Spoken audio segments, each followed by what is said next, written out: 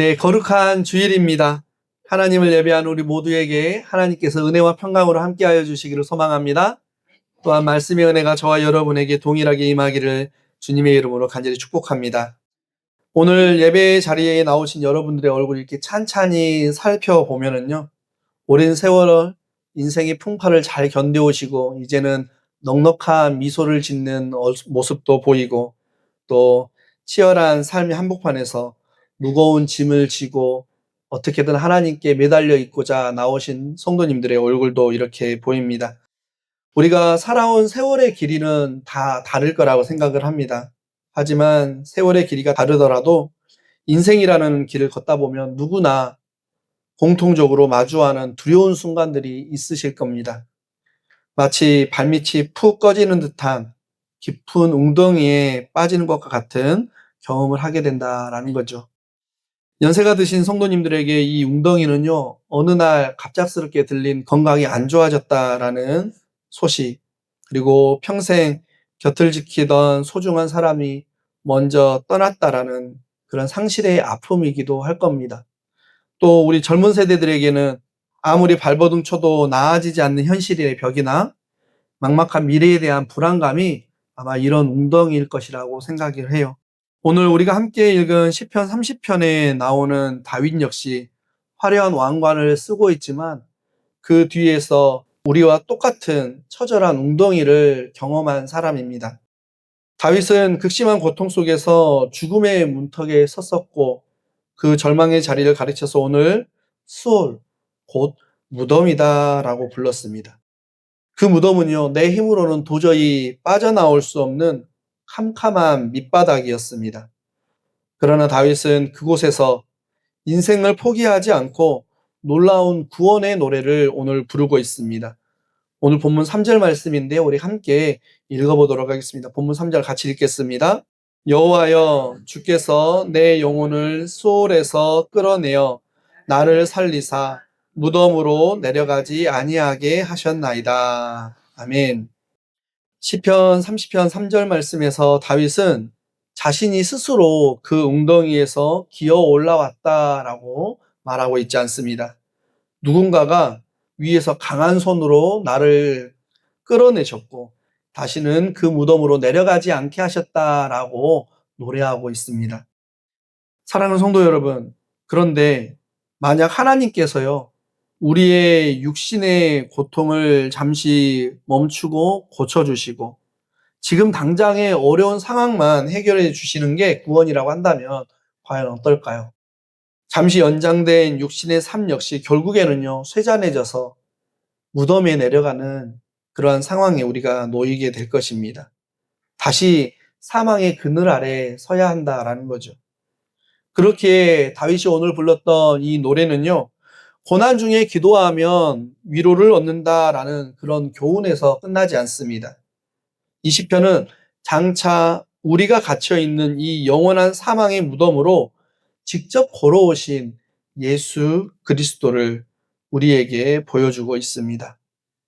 우리의 닫힌 무덤의 문을 산산조각 내시고 우리를 생명으로 끌어올리신 분, 바로 그분 예수 그리스도가 우리 곁에 오셔서 우리를 무덤에서 끌어올려 주시고 우리를 다시 무덤으로 내려가지 않게 하신다라는 위대한 예언이라고 할 수가 있겠습니다. 삶의 깊은 웅덩이에 갇혀서 탄식하는 우리의 심령 가운데 사망을 이기신 예수 그리스도의 벅찬 생명이 소망으로 피어오르기를 주님의 이름으로 간절히 소망합니다. 오늘 우리는 다시 무덤으로 내려가지 않게라는 제목으로 하나님의 말씀을 나누고자 합니다. 다시 무덤으로 내려가지 않게입니다. 여러분 혹시 발을 헛디뎌서 웅덩이에 빠지는 상상을 해본 적이 있으십니까? 사방이 축축하고 미끄러운 벽에 가로막혀 있고 위로 올려보아도 빛은 아주 작게만 보이죠. 소리를 쳐도 대답하는 사람도 없는 그런 웅덩이에 빠지는 상상을 한번 해보십시오. 처음에는 어떻게든 내 힘으로 벽을 짚고 올라가 보려고 발버둥 치겠죠. 하지만 손톱이 깨지고 또 무릎이 까지도록 애를 써도 이내 내 힘으로 이 웅덩이에서 벗어날 수가 없구나라는 것을 우리는 깨닫고 큰 절망에 휩싸이게 될 겁니다. 오늘 본문에 다윗 역시 이런 고통을 경험했다라는 겁니다. 왕이라는 화려한 옷을 입고 있지만 다윗의 영혼은 스스로 빠져나올 수 없는 깊은 웅덩이, 곧 죽음의 냄새가 나는 무덤의 밑바닥에 떨어져 있었습니다. 그런데 인생이 끝났다고 생각되었던 바로 그 캄캄한 밑바닥에서요, 다윗은 기적처럼 위로 올려졌습니다. 오늘 본문 1절 말씀인데요. 우리 같이 한번 읽어볼까요? 본문 1절 같이 읽겠습니다. 여호와여, 내가 주를 높일 것은 주께서 나를 끌어내사 내 원수로 하여금 나로 말미암아 기뻐하지 못하게 하심이니이다. 아멘. 오늘 시편 30편 1절 말씀에서 다윗은요, 자신이 벽을 타고 기어 올라왔다, 그렇게 자랑하지 않습니다. 주님께서 자신을 끌어내셨다라고 이야기를 하고 있어요. 여기서 쓰인 끌어내다라는 말은요, 깊은 우물에다가 두레박을 던져서 물을 길어 올릴 때 쓰는 말입니다. 여러분, 우물에 던져진 두레박이 스스로 올라올 수 있을까요? 두레박은 스스로 올라올 수 없죠. 위에서 누군가가 강한 팔로 줄을 당겨 주어야만 두레박이 위로 올라오고 밖으로 나올 수 있습니다.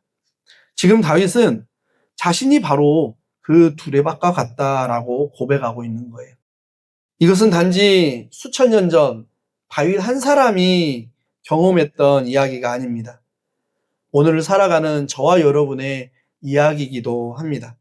선지자 이사야는요, 바벨론이라는 거대한 절망의 무덤에 갇힌 이스라엘 백성들을 보면서 눈이 있어도 보지 못하고 귀가 있어도 듣지 못하는 백성이라고 불렀습니다. 그리고 그들과 마찬가지로 영적으로 눈이 멀고 귀가 먹어버린 우리는 내 삶의 깊은 웅덩이에서 어느 쪽이 위쪽인지 어디로 가야 하는지조차 알지 못하고 그저 허우적거리는 영적 소경들일 수 있다는 거죠. 우리 사랑하는 성도님들의 삶을 이렇게 들여다보면요, 각자가 경험하고 있는, 각자가 빠져 있는 이 무덤, 이 웅덩이가 다들 다릅니다. 우리 어르신들께서는 하루가 다르게 약해지는 육신의 질병이 무덤처럼 느껴지실 수도 있어요. 계단 오를 때 예전에는 안 그랬는데 무릎이 아프고 걷는 것도 쉽지 않고 성경책 보는 것도 이제 눈이 점점 더 침침해지고 앞에서 말씀을 전하는 목사의 말도 잘 들리지도 않고 그것이 무덤처럼 느껴지기도 할 겁니다. 반면 한창 치열하게 세상을 살아가는 우리 젊은 세대들에게는 아무리 땀 흘려도 그리고 노력해도 쉽게 열리지 않는 막막한 현실이 이런 무덤처럼 보이기도 할 겁니다. 그리고 우리는 어떻게든 이 우물, 이 무덤에서 빠져나가 보려고 돈도 모아보기도 하고 건강을 챙겨보기도 하고 사람들에게 인정받으려고 애를 쓰기도 하죠. 하지만 우리는 결국 깨닫습니다. 내 힘으로 이 영원한 무덤에서 벗어날 수가 없구나. 그리고 하나님만이 이 사망의 무덤에서 나를 건져내실 수 있구나라는 것을 우리가 깨닫는다라는 말이죠. 사랑하는 여러분, 그렇다면 하나님은 이 절망의 무덤, 이 절망의 웅덩이에서 우리를 어떻게 건져내실까요?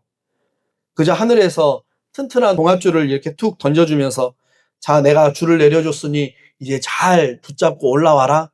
그렇게 말씀하실까요? 그렇지 않습니다. 오늘 시편 30편은 끌어내라라는 이 대목에서 우리를 가슴 벅찬 십자가의 이야기로 안내하고 있습니다. 하나님이 우리를 살리기 위해서 선택하신 방법은요, 안전한 하늘에서 줄을 내려주시는 방법이 아니었습니다.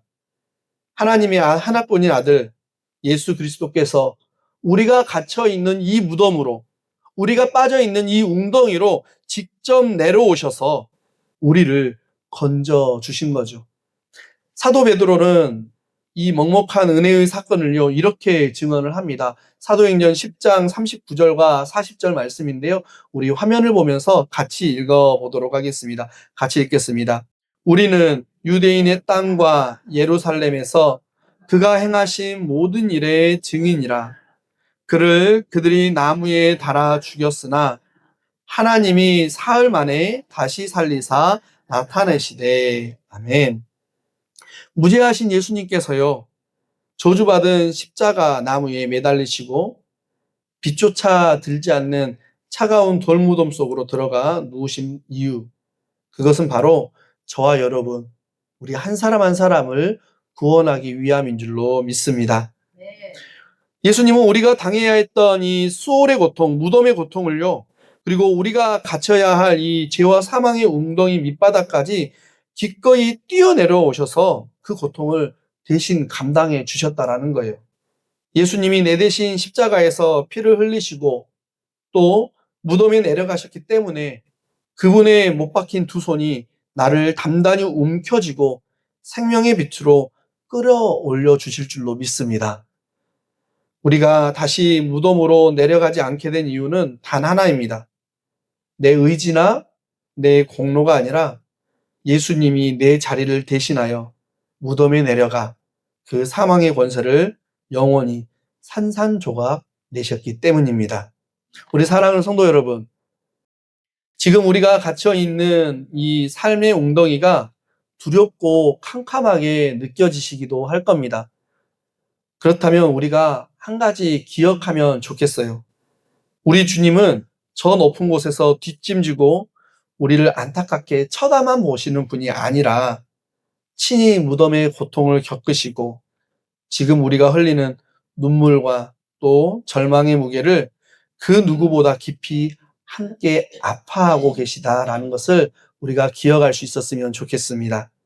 그리고 바로 지금 이 순간에도 우리가 갇힌 그 절망의 한가운데로 조용히 찾아오셔서 피 묻은 손으로 우리의 손을 굳게 붙잡으시고 생명의 자리로 저와 여러분을 끌어내고 계십니다.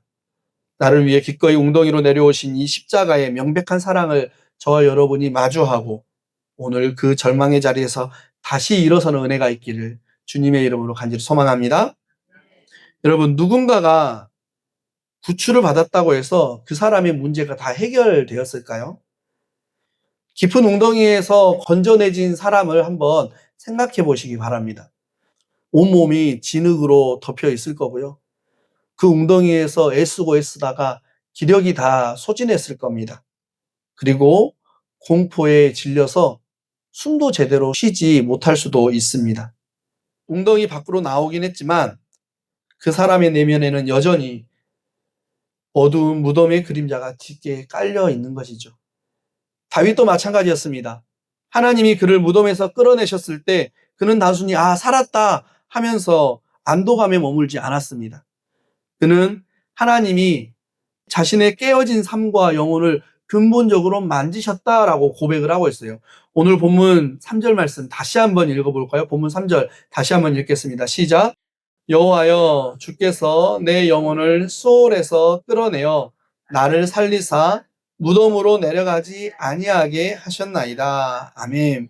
본문 3절에서 나를 살리셨다라는 말은요, 단순히 죽을 뻔한 목숨을 연장해 주셨다라는 뜻이 아닙니다. 살리셨다라는 단어를 히브리어로 키아라는 단어를 씁니다. 어떤 단어를 쓴다고요? 키아.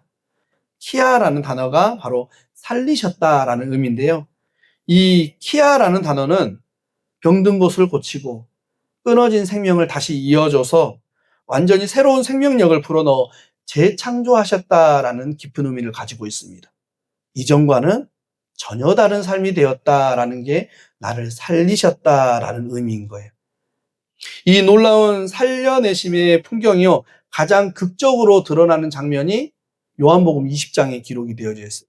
요한복음 20장은 예수님께서 십자가에 달리시고 제자들이 도망가고 그리고 그들이 한데 모여서 문을 걸어 잠그고 꽁꽁 숨어있던 모습을 그리고 있습니다. 제자들은 자신들도 예수님처럼 잡혀서 죽을지도 모른다는 그런 공포에 짓눌려 있었습니다. 겉으로는 멀쩡한 방 안에 있었는데요. 사실 그들의 마음은 이미 두려움과 절망이라는 차가운 무덤 속에 갇혀 있는 상태였습니다. 그런데 문이 꽁꽁 닫혀 있었다고 했잖아요. 그 닫힌 문을 뚫고 부활하신 예수님이 제자들에게 찾아오셨습니다.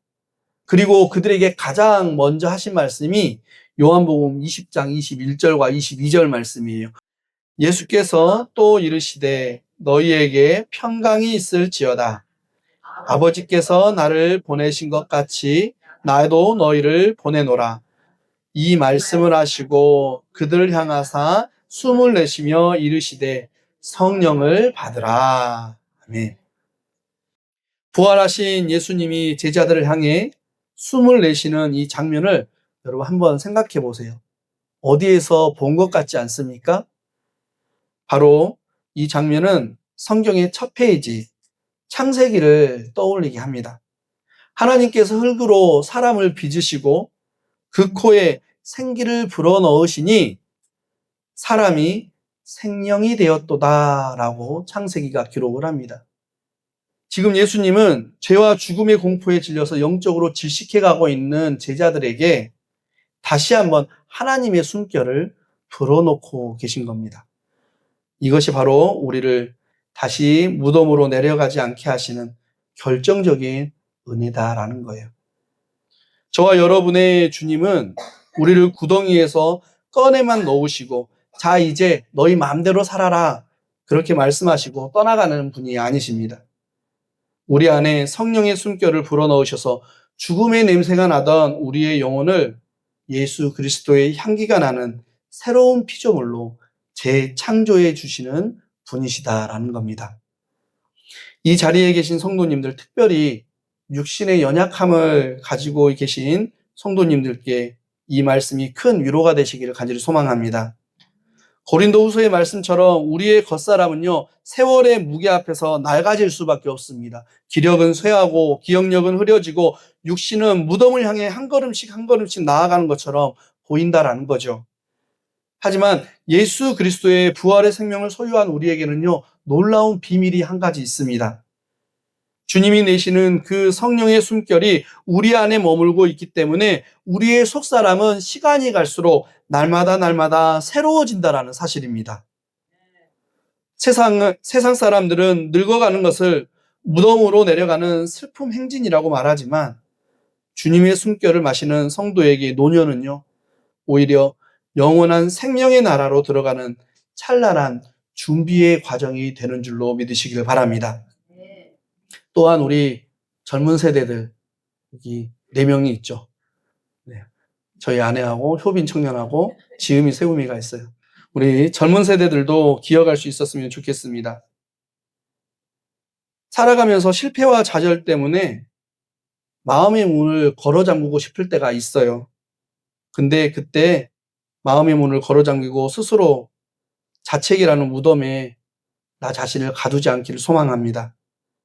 부활의 예수님은 오늘 우리의 닫힌 마음의 문을 뚫고 들어오셔서 우리에게 평강을 허락하시기 때문입니다. 그리고 다시 새로 시작할 수 있는 성령의 새 숨결을 우리에게 불어 넣어주시기 때문에 우리는 무덤에 갇힐 수 없는 존재가 됩니다. 사랑하는 성도 여러분, 예수님이 저와 여러분을 살리셨습니다. 예수님께서 우리를 살려내셨습니다. 단순히 과거의 죄에서 용서받는 것에 그치는 것이 아니라 이제는 사망의 지배를 받는 무덤의 질서가 아닌 하나님의 통치를 받는 생명의 질서 속에 우리를 넣으시고 그 생명으로 호흡하게 하셨다라는 거예요. 나를 다시 빚으시는 이 재창조의 숨결을 우리가 의지하면서 오늘 또 무덤의 공포가 아니라 하늘의 평강을 누리는 우리 수산의 성도님들 되시기를 주님의 이름으로 간절히 소망합니다. 여러분, 깊고 어두운 웅덩이에서 기적처럼 건져내짐을 받고 또 주님의 따뜻한 숨결로 다시 생명을 얻은 사람이 가장 먼저 하고 싶은 것이 무엇일까요? 아마 자신을 살려주신 예수님을 향해 목을 터져라. 주님, 감사합니다. 그렇게 말을 전하는 것, 그것이 아닐까요? 무덤에서 건져진 다윗의 마음이 바로 이랬습니다. 그의 입술에서는요, 이제 죽음의 신음이 아니라 하늘을 울리는 찬양이 터져 나온다라는 거예요. 오늘 본문 말씀, 4절 말씀 우리 같이 기쁜 마음으로 읽어보도록 하겠습니다. 우리 4절 같이 읽겠습니다. 주의 성도들아 여호와를 찬송하며 그의 거룩함을 기억하며 감사하라. 아멘. 다윗이 오늘 그렇게 노래합니다. 그런데요, 이 말씀을 보면은요, 다윗이 혼자만 감사하고 끝내지 않는다라는 것을 우리는 발견할 수 있습니다. 4절 말씀에 주의 성도들아 라고 부르면서 공동체를 초청하고 있다라는 거예요. 예수님의 사랑을 입은 모든 사람이 함께 모여서 우리를 살리신 그 거룩한 이름을 기억하고 우리가 노래하며 감사하자, 그렇게 권면하고 있다라는 겁니다. 이것이 바로 하나님께서 우리를 다시 무덤으로 내려가지 않게 살려주신 궁극적인 목적이 되는 줄로 믿으시길 바랍니다. 우리끼리 안심하고 살라고 살려주신 게 아니라는 겁니다. 우리를 어두운 무덤에서 끌어내어 생명의 증인으로 세우기 위해 우리를 살려주셨다라는 거예요. 하나님은 이미 오래전 이사야 선지자를 통해서 이 가슴 벅찬 계획을 예언하셨습니다. 이사야 43장 10절 말씀인데요. 제가 읽어드리겠습니다. 화면을 참고해 주시기 바랍니다. 나 여호와가 말하노라. 너희는 나의 증인, 나의 종으로 택함을 입었나니 이는 너희가 나를 알고 믿으며 내가 그인 줄 깨닫게 하려 함이라. 나의 전에 지음받은 신이 없었느니라. 나의 후에도 없으리라. 아멘.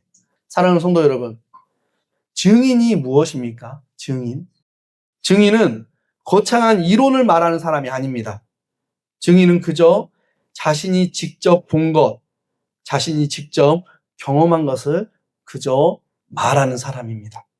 십자가의 사랑으로 무덤에서 건져짐을 받아본 사람, 부활하신 주님이 불어넣어 주시는 성령의 숨결을 직접 마셔본 사람만이 이 생명의 복음을 전하는 진짜 증인으로 살 수 있다라는 거예요. 베드로는요, 고넬료의 집에서 이 사실을 아주 명확하게 이야기하는데요. 사도행전 10장 41절과 42절인데요. 제가 읽어드리겠습니다. 모든 백성에게 하신 것이 아니요 오직 미리 택하신 증인 곧 죽은 자 가운데서 부활하신 후 그를 모시고 음식을 먹은 우리에게 하신 것이라. 우리에게 명하사 백성에게 전도하되 하나님이 살아있는 자와 죽은 자의 재판장으로 정하신 자가 곧 이 사람인 것을 증언하게 하셨고. 아멘. 베드로는요, 예수님과 함께 먹고 마셨던 그 생생한 부활의 기억을 가지고 세상으로 나아갔습니다. 그리고 예수님도 오늘 부활하신 이후에 제자들과 똑같이 우리에게 부탁하고 계세요. 요한복음 20장 21절 말씀입니다. 우리 이 말씀은 함께 읽어보도록 하겠습니다. 요한복음 20장 21절 같이 읽겠습니다. 아버지께서 나를 보내신 것 같이 나도 너희를 보내노라. 아멘. 사랑하는 성도 여러분, 예수님께서 제자들을 보내시는 이 명령이 이제 오늘 예배를 드리는 우리에게도 주어졌습니다. 우리는 흔히 은퇴하면 사명도 끝났다라고 생각하기가 쉽습니다. 그래서 교회에서도 은퇴 권사님, 명예 집사님이 되면 이제 내가 교회 살 일이 끝났구나라고 생각하는 경우들이 있다라는 거예요. 하지만 복음의 증인이라는 사명에는요, 결코 은퇴가 없습니다. 하나님의 일에는 은퇴가 없다라는 것입니다. 오히려 인생의 숱한 골짜기를 다 지나온 우리야말로, 여러분이야말로 내가 죽음의 문턱까지 가봤지만 우리 주님이 나를 붙드셨다라고 고백할 수 있는 가장 힘있는 증인들이 되신다라는 거예요. 내가 젊은 날에 이렇게 고생하면서 인생의 이런 밑바닥까지 가봤지만 하나님께서 결국 나를 살리셨다. 그렇게 증언할 수 있는 분들이 바로 여러분들이라는 것입니다. 병상에서 고통받는 이웃들에게 혹은 삶의 무게에 짓눌려 무덤 같은 삶을 살고 있는 자녀들에게 여러분이 만난 예수님을 들려주실 수 있기를 부탁드립니다.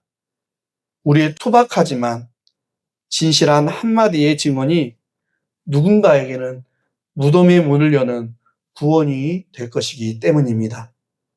나를 살리신 예수님의 은혜를 기억하고 호흡이 다하는 그날까지 입술로는 찬양하고 삶으로는 예수님을 증언하는 영광스러운 생명의 증인이 되시기를 주님의 이름으로 간절히 부탁을 드립니다. 말씀을 정리합니다. 오늘 우리는 인생의 캄캄한 웅덩이에서 시작해 우리를 위해 그 무덤 속으로 뛰어드신 예수 그리스도의 사랑을 만났습니다.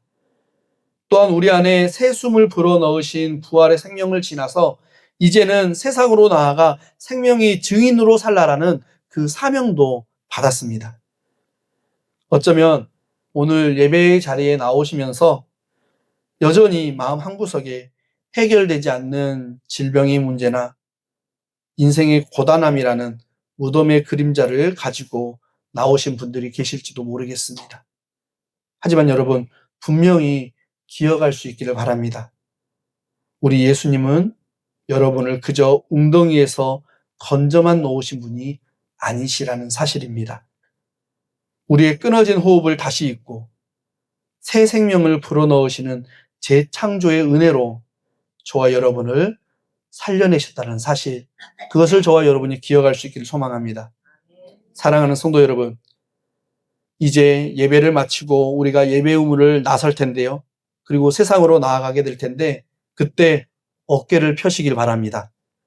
우리의 가정으로, 우리의 일터로, 그리고 우리의 삶의 자리로 돌아갈 때 우리는 더 이상 혼자가 아닙니다. 다시는 무덤의 질서에 매이지 않도록 피 묻은 손으로 우리의 손을 꽉 붙잡고 계시는 예수님께서 우리와 함께 하신 줄로 믿습니다. 남은 여생 내 힘으로 버티려고 애쓰지 마시고 나를 살리신 하나님의 숨결을 깊이 들여 마시면서 사시기를 바랍니다. 여러분의 투박하지만 진실한 간증이 누군가에게는 무덤의 문을 여는 구원이 될 것이기 때문입니다. 우리를 살리신 그 은혜가 우리의 슬픔을 바꾸어 춤이 되게 하시고 그로 인해 오늘부터 영원까지 기쁨의 노래를 멈추지 않는 하나님의 복된 자녀들 되시기를 주님의 이름으로 간절히 축원합니다. 기도하시겠습니다.